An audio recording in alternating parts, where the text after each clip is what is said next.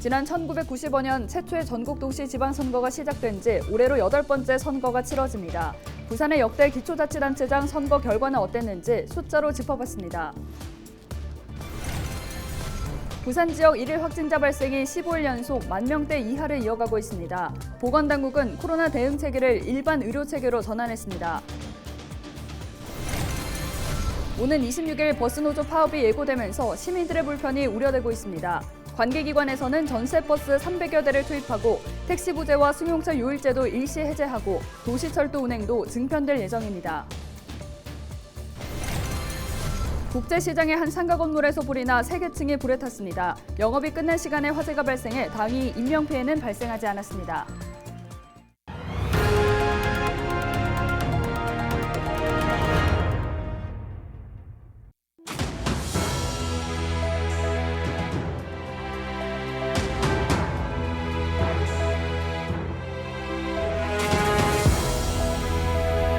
여러분 안녕하십니까? 헬로TV 부산 뉴스입니다. 지난 1995년 최초의 전국 동시 지방선거가 시작된 뒤 올해로 8번째 선거가 치러집니다. 부산의 역대 기초자치단체장 선거 결과는 어떨까요? 안수민 기자가 다양한 수치들로 살펴봤습니다. 지난 2018년 실시된 제7회 지방선거 당시 부산 지역 투표율은 58.8%, 제1회 지방선거를 제외하면 역대 지방선거 중 가장 높았습니다. 하지만 전국과 비교하면 17개 광역지자체 중 밑에서 6번째에 그쳤습니다. 역대 지방선거에서 부산의 투표율이 전국 평균을 넘긴 적은 단 한 번도 없었습니다. 초박빙의 대결들도 눈에 띄니다. 제6회 중구청장 선거, 당시 새누리당 김은수, 무소속 이인준 후보의 양자 대결이 펼쳐졌는데 승패는 단 0.4%포인트의 득표율 차, 표수로는 96표 차로 결정돼 한 표 한 표의 소중함을 볼 수 있었습니다. 투표권을 행사한 부산 지역 유권자들의 표심은 어땠을까? 뚜렷한 특징은 보수정당 후보에 대한 압도적인 지지입니다. 제7회 지방선거에서는 기초단체장 16개 자리 중 13개를 진보정당인 더불어민주당에서 차지했습니다. 하지만 7회 지방선거를 제외하고 역대 모든 지방선거에서 당선인은 보수정당 후보와 소수의 무소속 후보였습니다. 16개 구군 중 보수정당 후보 당선율이 가장 낮은 곳은 중구 50%였습니다. 중구의 경우 보궐선거를 포함한 8번의 단체장 선거에서 보수정당 후보가 4번, 무소속이 3번, 진보정당이 1번 당선됐습니다. 오는 6월 1일 실시되는 제8회 전국 동시지방선거.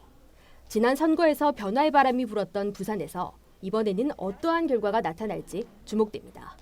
헬로TV 뉴스 안수민입니다. 부산시의회 제대욱, 노기섭, 도용회, 박민성 의원이 21일 합동 기자회견을 열고 부산시의회 의원 재선 도전을 공식 선언했습니다. 금정구와 북구, 동래구를 지역구로 둔 네 후보는 금정산을 중심으로 문화관광 힐링벨트를 조성하겠다는 금정산 벨트 공통공약을 제시했습니다. 이들은 또 가덕도 신공항 조기 건설과 코로나 이후 사회격차 해소를 위해 함께 노력하겠다고 약속했습니다. 특히 금정구 제대욱 의원은 금정구 지역 공약으로 침례병원 공공병원화와 금사공단 신재생에너지 친환경 산단 구축을 제시했습니다. 더불어민주당 부산, 울산, 경남 국회의원 7명이 21일 기자회견을 열고 국토교통부의 가덕 신공항 사전 타당성 용역 결과를 절대 수용할 수 없다는 입장을 밝혔습니다. 이들은 개항 시기 2035년과 100% 해상 매립, 사업비 13조 7천억 원 등의 내용이 담긴 국토부의 사타 결과는 부울경 시도민들의 합의를 완전히 무시한 것이라 비판했습니다. 그러면서 2029년 가덕 신공항 건립을 위해 현 정부가 예비 타당성 조사 면제 등 절차 간소화를 예정대로 추진하되 잘못된 사타 내용을 수정한다는 전제 조건을 분명하게 밝혀야 한다고 강조했습니다. 또 차기 정부의 2029년 개항을 전제로 한 가덕 신공항 추진 계획을 명확히 해달라고 요구했습니다.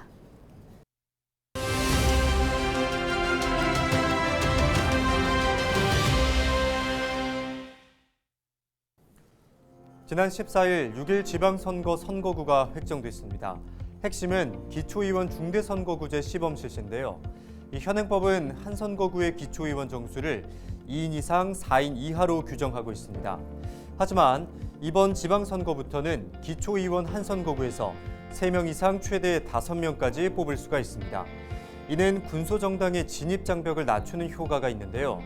중대선거구제가 시범 실시되는 곳은 전국에 11곳, 서울이 4곳, 경기가 3곳, 인천과 영남, 그리고 호남과 충청이 각각 1곳입니다. 이번 선거구 획정에서 광역의원 정수를 38석, 기초의원을 48석으로 각각 증원했습니다. 이는 지방 소멸 등을 고려한 조치인데요. 이에 따라 각 지역의 선거구와 의석수에도 변화가 있을 것으로 예상됩니다. 지금까지 데일리 브리핑이었습니다.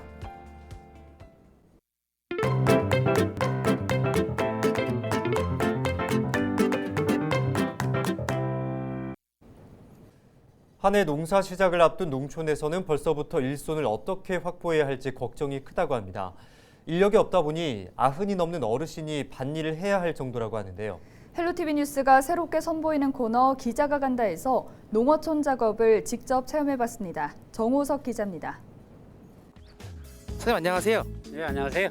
네, 오늘 작업이 있다고 하는데요. 오늘 작업 어떻게 되는지 말씀해 주시면 좋을 것 같습니다. 예, 오늘 작업은 제초 작업으로서 한 2,000평 정도 작업을 해야 되는데 아주머니들 이거 일량 10분 정도가 오셔야 되는데 지금 한 4분밖에 안 오셨습니다. 지금은 턱없이 부족한 농촌난 때문에 저희도 큰 고민입니다. 네, 그럼 제가 직접 일을 해보면서 상이 얼마나 시작하는지 알아보도록 하겠습니다. 사장님 저 준비됐습니다. 예.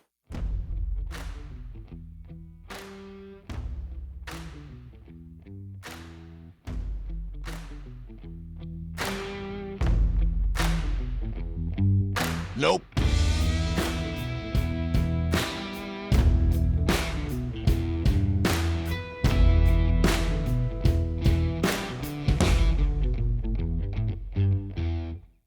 제가 1시간 정도 일을 해봤는데요. 전체 작업량의 1%도 못 채웠다고 합니다. 이렇게 큰 밭을 4명이서 일하기에는 턱없이 부족해 보입니다.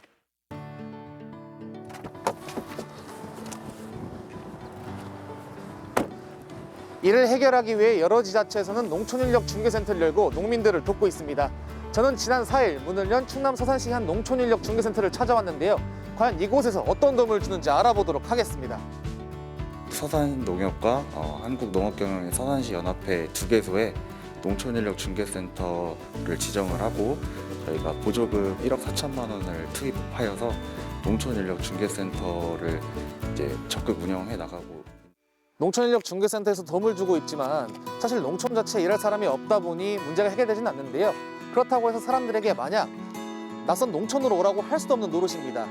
그런데 기농에 관심이 있는 사람들에게 농촌에서 살아볼 수 있는 기회를 주는 곳이 있다고 합니다. 바로 기농인의 집인데요. 실제로 이곳에 거주하면서 기농을 결심한 분이 있다고 해서 제가 직접 만나러 와봤습니다.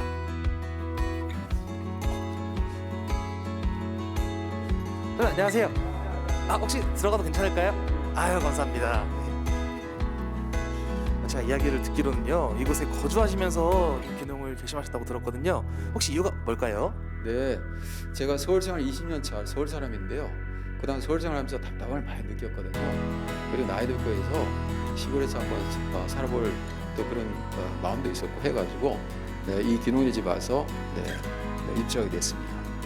사실 무엇보다 제일 궁금한 건요, 막상 살아보시니까 좀 어땠는지가 제일 궁금하거든요.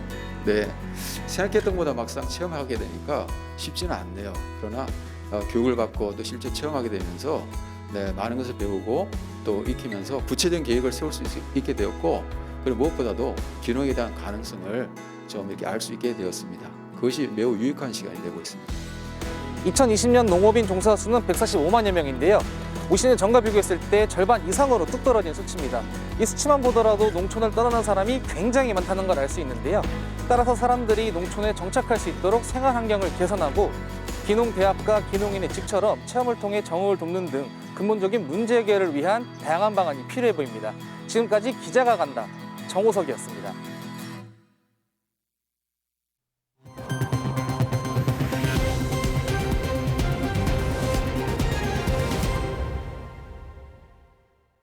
지난 20일 저녁 8시쯤 중구 국제시장 인근 4층 건물에서 불이 났습니다.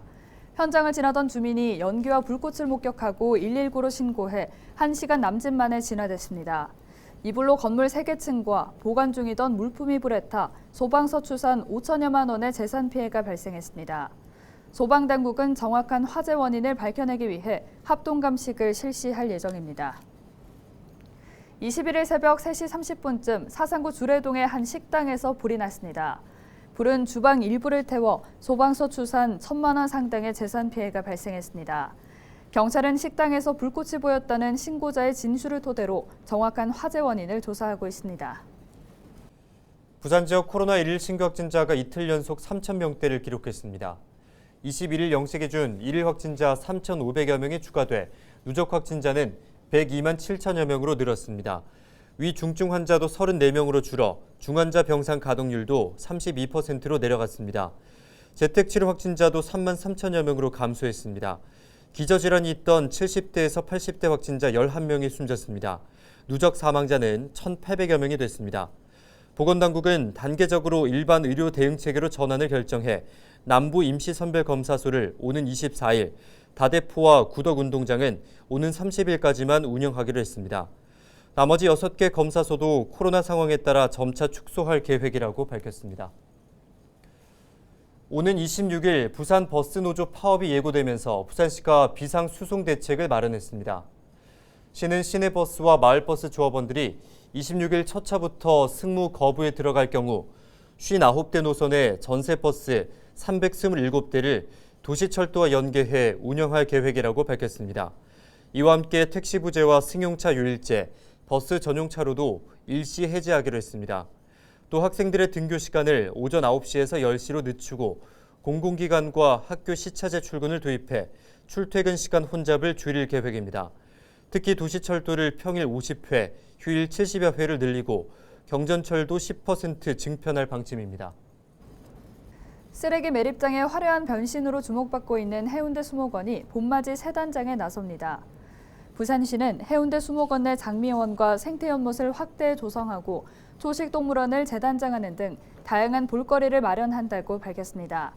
이에 따라 다음 달이면 장미원에는 200여 종 5만여 본의 장미가 만발하고 3만여 제곱미터에 이르는 생태연못에는 빅토리아연, 한국자생연 등 다양한 수생식물들이 피어 새들의 안식처가 된 모습을 감상할 수 있게 됩니다.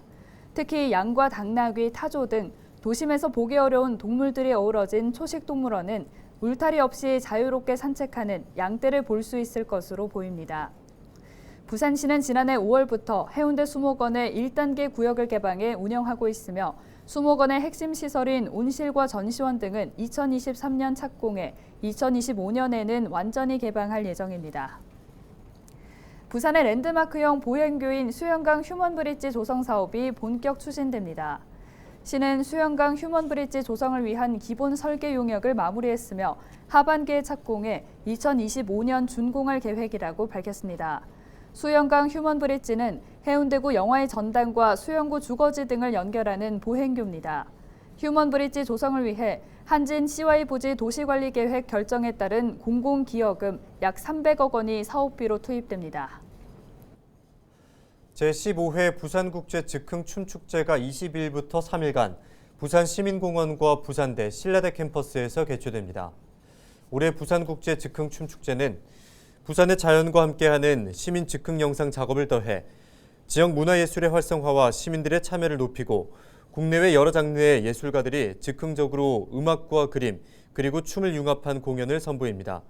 이번 춤축제는 22일 부산대에서 야외 공연을 시작으로 23일과 24일 주말 동안 부산시민공원 방문자센터와 남문호수 등 시민공원 곳곳에서 즉흥 공연이 펼쳐집니다.